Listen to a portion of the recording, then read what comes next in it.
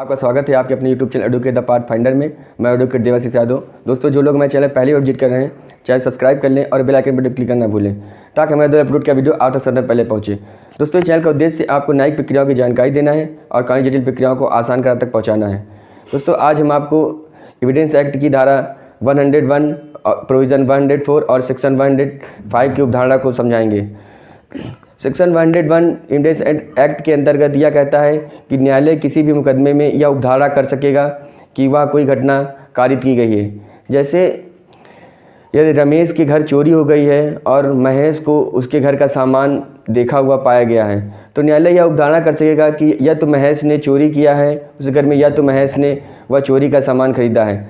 यह जो दो अवधारणाएँ महेश के प्रति की गई हैं, यह न्यायालय में महेश को साबित करनी पड़ेगी कि वह ऐसा नहीं किया है, अन्यथा यह सत्य मान ली जाएंगी।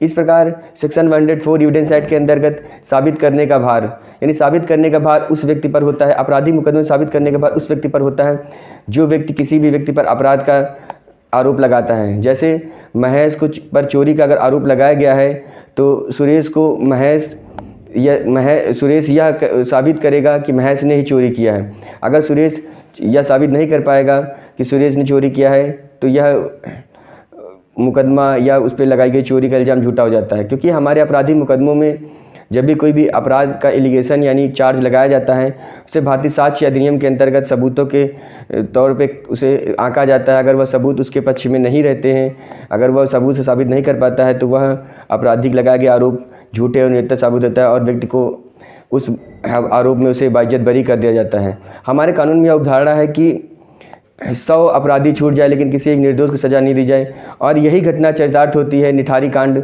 हत्याकांड। 16 अक्टूबर 2023 को इलाहाबाद उच्च न्यायालय ने एक महत्वपूर्ण निर्णय का न्यायिक जजमेंट देते हुए, शायद ही भारतीय इतिहास में ऐसा पहली बार कभी हुआ हो जब किसी भी व्यक्ति को एक साथ 12 मुकदमों में फांसी की सज़ा हो रखी हो और उसे निर्दोष साबित कर दिया गया हो। हाँ जी हाँ, यह वही मुकदमा है जिसे हम नरपिशाच या नर हत्यारा या फिर नर भक्षी के नाम से जानते हैं। इस मुकदमे के मुख्य अभियुक्त सुरेंद्र कोहली, जिसके ऊपर 19 मुकदमे दर्ज किए गए थे।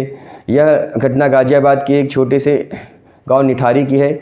गाज़ियाबाद में 2006 में लगातार बच्चों और कुछ लड़कियों के गायब होने के मुकदमे आए और इन मुकदमों को पुलिस ने संज्ञान नहीं लिया, और अंत में एक पायल नाम की लड़की जब गायब हो गई तो उसके पिता द्वारा जब FIR लिखाने गए तो FIR नहीं लिखी गई। इसके बाद क्या हुआ कि वह उच्च न्यायालय में शरण लिया और उच्च न्यायालय के आदेश पर उस मुकदमे को दर्ज किया गया। और सर्वप्रथम इस मुकदमे में सुरेंद्र कोहली, जो मनिंदर सिंह पटेर का जो उसका मालिक था, उसका घरेलू नौकर सुरेंद्र कोहली की संलिप्तता सामने पाई गई। मुकदमे के मुख्य बिंदु क्या थे? जब मुकदमा में पुलिस ने उसके पूछताछ के लिए सुरेंद्र कोहली को बुलाया तो वह निर्दोष साबित हो गया और पुलिस ने उसे क्लीन चिट दे दी। लेकिन उसके बावजूद जब पायल का फ़ोन सुरेंद्र कोहली के पास से बरामद किया गया तो पुलिस ने उसे 28 दिसंबर 2007 को गिरफ्तार किया। 28 सितंबर 2007 को गिरफ्तार करने से पहले 3 दिसंबर 2007 को पुलिस ने उसको अपने लॉकअप में बुलाया और उसे पूछताछ किया और उसे क्लीन चिट दे दिया। लेकिन उसके बाद जब उसका फ़ोन जब बरामद हुआ तो पुलिस को यह लगा कि यही अभियुक्त है, उसे गिरफ्तार कर लिया।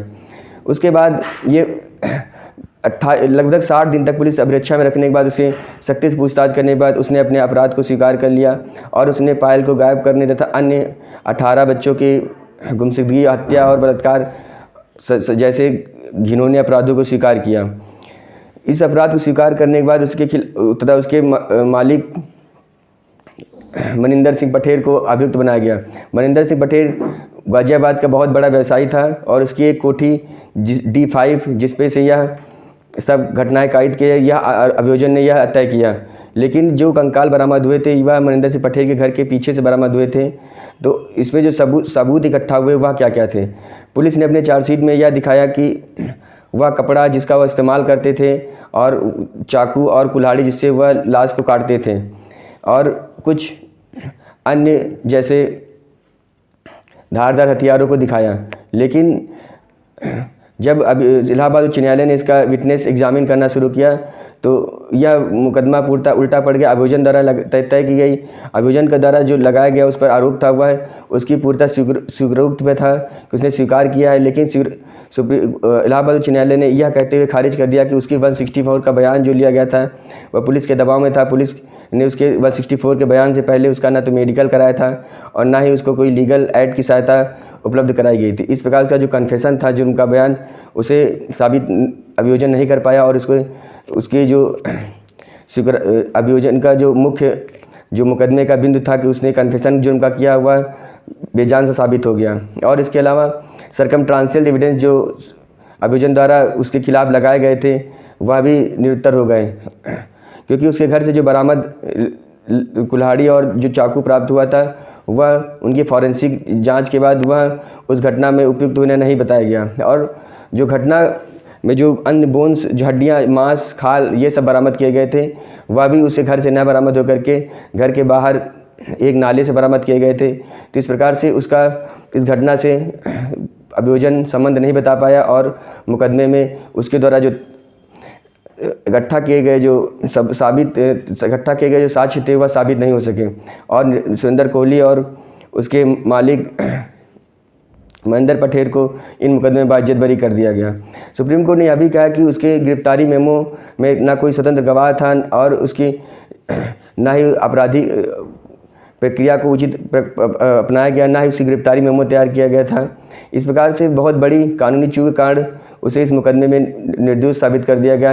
यानी पुलिस यह बार बार या अभियोजन यह बार बार कहती रही कि उसने जुर्म का इकबाल किया है और वह अपने उसकी निशानदेही पर ही वह घटना स्थल को पुलिस ने उसकी खुदाई करा करके ही कंकाल को बरामद किया।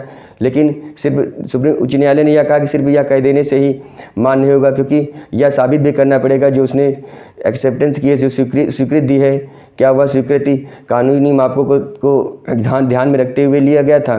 क्योंकि उसे ना पुलिस ने यह अभियोजन बचाव में यह भी कहा कि उसे 5 मिनट के लीगल एड की यानी कानूनी विधिक सहायता लेने के लिए उसे समय मिला था, लेकिन इलाहाबाद उच्च न्यायालय ने यह नकार दिया, क्योंकि उसने कहा कि किसी भी व्यक्ति के स्वीकृत के समय उसका मेडिकल जांच करना और उसके उचित विधिक सहायता, सम्मुख विधिक सहायता उपलब्ध कराना अनिवार्य है, अन्यथा उसका कन्फेशन साबित नहीं होगा। क्योंकि सुरेंद्र कोहली को लगातार 60 दिन अभिरक्षा में रखने के कारण उसने स्वीकृत किया, क्योंकि वह एक निर्धन व्यक्ति था। वो 25 रुपये में अपने घर परिवार का पालन पोषण करता था। और इस प्रकार से अगर वह व्यक्ति उन 18 हत्याओं में अगर वह शामिल था तो ना उसे किसी व्यक्ति को शरीर को काटने का ज्ञान था और ना ही वह शिक्षित था। तो इस प्रकार वह उनके जो परिस्थिति जन्य साक्ष्य थे वह साबित नहीं हो सके और इस प्रकार से उसे सभी 12 मामलों में निर्दोष बरी कर दिया गया है। तो इस प्रकार से एविडेंस एक्ट की धारा 105 के अंतर्गत अगर किसी भी आरोपी पर कोई भी आरोप लगाया जाता है तो वह साक्ष्य की कसौटी पे खरा होना चाहिए, क्योंकि सिर्फ यह कह देने से वह अपराधी है, किसी भी को अपराधी नहीं घोषित कर दिया जाता है। सुरेंद्र कोहली के मामले में भी ऐसा ही हुआ। पुलिस का मुख्य रूप से केंद्र बिंदु उसकी एक्सेप्टेंस से स्वीकृत थी कि उसने जुर्म का इकबाल किया है, लेकिन जुर्म के इकबाल के समय क्या उसे उचित कानूनी प्रक्रिया का पालन किया गया था, यह अभियोजन पक्ष साबित नहीं कर सका। और इसके अलावा अन्य महत्वपूर्ण जो कानूनी प्रक्रियाएं थी उनका भी पालन नहीं किया गया था, जिसमें से पुलिस ने यह कहा कि सुरेंद्र कोहली ने यह स्वीकार किया कि वह हत्या करने के बाद बाथरूम में शवों को रखता था, लेकिन FSL यानी फॉरेंसिक टीम जब उसके घर के बाथरूम की जांच किया तो उसमें उसके घर में ना तो किसी इंसान की चमड़ी, ना कोई बोन और ना ही कोई ऐसा वेपन्स उस घटना स्थल पर मिला जिससे यह साबित हो सके कि वह अपने घर पे रखता था। और इलाहाबाद उच्च न्यायालय ने यह माना कि पुलिस के टार्चर से बचने के लिए ही सुरेंद्र कोहली ने यह घटना का अपराधी होना स्वीकार कर लिया है। इसके अलावा CBI 28 दिसंबर 2007 को पुलिस ने उसे गिरफ्तार किया था और उसके बाद 10 जनवरी 2008 को CBI ने इस मुकदमे को अपने हाथों में ले लिया। यह मुकदमा इतना प्रचलित हुआ कि इस मुकदमे में बाल विकास पर्यावरण मंत्रालय ने भी न्यायालय से यह अपील किया कि इसको स्वतंत्र रूप से जांच कराई जाए, क्या यह मामला देह व्यापार से जुड़ा संबंधित था। और इस मामले को सुप्रीम कोर्ट ने बहुत गंभीरता से लिया कि गाजियाबाद सेशन न्यायालय ने सिर्फ उसकी स्वीकृति के आधार पर उन्हें सभी 19 मामलों में और अन्य 19 मामलों में सुरेंद्र कोहली को फांसी की सज़ा और 6 मामलों में उसके मालिक मनिंदर सिंह पटेल को फांसी की सज़ा सुना दिया था। और सुरेंद्र कोहली की जब 2010 में जब उसे फांसी पर लटकाने के लिए जब जिस दिन डेट मुकर्रर थी, उसके रात में सुप्रीम कोर्ट ने उसकी सुनवाई करते हुए मानवाधिकारों को रोकते हुए, क्योंकि उसकी अपील 10 मार्च 2010 को इलाहाबाद उच्च न्यायालय ने स्वीकार कर लिया था और उसकी फांसी पर रोक लग गई थी। और उसके बाद लगातार 3 महीने तक सुनवाई करते हुए इलाहाबाद डबल बेंच ने यह फैसला दिया कि मनिंदर सिंह पर लगाए गए आरोप अभियोजन पक्ष ने साबित नहीं कर पाया है। उसके द्वारा किए गए सिर्फ स्वीकारोक्ति के आधार पर किसी को इतने बड़े अपराध का मुलजिम बना देना ठीक नहीं है और उसे बाइज्जत बरी किया गया। अभियोजन पक्ष ने साक्ष्य जो साक्ष्य कलेक्ट किया था वह साक्ष्य अब न्यायिक प्रक्रियाओं का पूरी तरह से पालन नहीं किया गया था। उन साक्ष्यों में साबित करने के बाद अभियोजन पक्ष के पास था।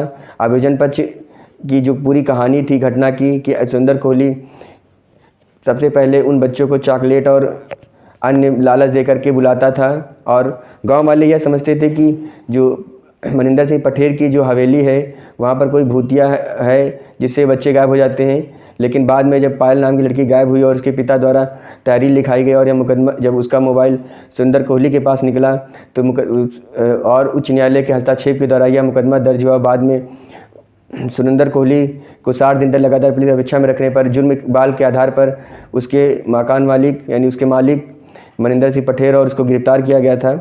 और घटनास्थल की जो फॉरेंसिक जांच की गई थी उस फॉरेंसिक जांच में उसके घर पर सिर्फ 1 कुल्हाड़ी और 2 चाकू बरामद हुआ था। और यह 1 कुल्हाड़ी और 2 चाकू फॉरेंसिक टीम की जब रिपोर्ट आई तो इसमें से यह पाया गया कि यह घटना में प्रयुक्त होने वाले हथियार नहीं थे।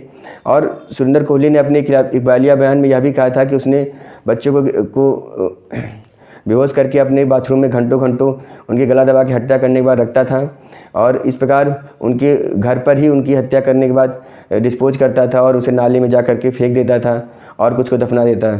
यह इस प्रकार जब फॉरेंसिक टीम ने उसे घर का पूरा मुआयना किया तो ऐसा कोई भी एक भी सबूत उसकी तरह जो बताई गई कहानी थी उसके एक भी सबूत नहीं मिला। इस प्रकार से अभियोजन पक्ष की यह कहानी कह देना कि सुरेंद्र कोहली ने ही हत्या किया और अपने घर पे रखता था तो यह झूठी साबित हो गई। न्यायालय ने यह भी उदाहरण किया है कि यदि कोई भी व्यक्ति 164 का बयान देता है और उस 164 के बयान में सुरेंद्र कोहली के ना तो उस मजिस्ट्रेट के साइन मिले थे और ना ही सुरेंद्र कोहली के साइन मिले थे, तो इस प्रकार से न्यायालय यह मान लिया कि इसकी जो स्वीकृति थी वह स्वतंत्र नहीं थी। क्योंकि सुरेंद्र कोहली जब पुलिस अपेक्षा में तो उसके बाद कई बार हमला हुआ और उसने सुरक्षा की गुहार भी लगाई थी। इस प्रकार से न्यायालय ने उसके कन्फेशन की पूरी होल थ्योरी को नासाबित कर दिया और यह भारतीय इतिहास में यह पहला ऐसा मामला संभवतः ऐसा मामला हुआ जब 12 मुकदमों में जिस अभियुक्त को फांसी की सज़ा हो और वह पूर्णतः निर्दोष साबित हो गया हो। हालांकि यह सवाल भी बहुत उठते आ रहे हैं कि उन 19 बच्चों की हत्या किसने की थी और उन बच्चों के नरकंकाल वहाँ दफन कैसे मिले थे, वह नरकंकाल उसकी निशानदेही पे बताए जाने के बावजूद वहीं क्यों निकले थे। तो क्या मनिंदर कोहली ने ही मारा था या मनिंदर पटेल ने मारा था या फिर सुरेंद्र कोहली ने उन बच्चों को वहाँ गाड़ा था? क्योंकि उसकी द्वारा बताई गई निशानदेही जो पुलिस अपनी कहानी में कह रही थी कि उसकी द्वारा बताई गई जगह पर ही वह निकले हुए थे। तो इस प्रकार से घटना का सही खुलासा नहीं हो पाया और हमारे देश की फॉरेंसिक टीम, जांच एजेंसियां और यहाँ तक पुलिस प्रशासन सब इसमें नाकामयाब हो गया और बाद में अंत में परिणाम यह हुआ कि उसकी अपील द्वारा सभी मामलों में से दोषी साबित हो गया, निर्दोष साबित हो गया। अभी भी सुरेंद्र कोहली और उसके मालिक मनिंदर पटेल जेल में बंद है, अभी भी उनकी रिहाई की कार्रवाई नहीं हुई है। लेकिन यह फैसला आने के बाद यह हमारे भारतीय न्यायिक विभाग में एक एविडेंस एक्ट के अंतर्गत बहुत महत्वपूर्ण मामला बन गया। क्योंकि जब भी कोई भी एक्सेप्टेंस कर देता है, कोई भी अपना जुर्म स्वीकार कर लेता है तो यह माना जाता है कि वह अपराधी है। लेकिन उसकी जो स्वीकृति होती है, जो एविडेंस एक्ट में स्वीकृति को दिया गया है कि कोई भी अगर जुर्म का इकबाल करता है तो उसके अंतर्गत इकबाल करते समय उसका मेडिकल कराना जरूरी होता है और उसकी शारीरिक परिस्थिति को जानना जरूरी होता है। क्या पुलिस ने रिमांड लेने के बाद उसे मार पिटाई किया है, उसके दबाव में वह बयान दे रहा है या फिर उसके स्वतंत्र गवाह भी होना चाहिए कि गवाह की उपस्थिति में ऐसा कह रहा है। तो इस प्रकार से यह सारी प्रक्रियाओं का पालन न किया जाने के कारण उसकी जो स्वीकृति थी जुर्म इकबाल के बयान था उसको पूर्णतः से supreme court Allahabad high court ने खारिज कर दिया और इस मुकदमे में उसे बाइज्जत बरी कर दिया।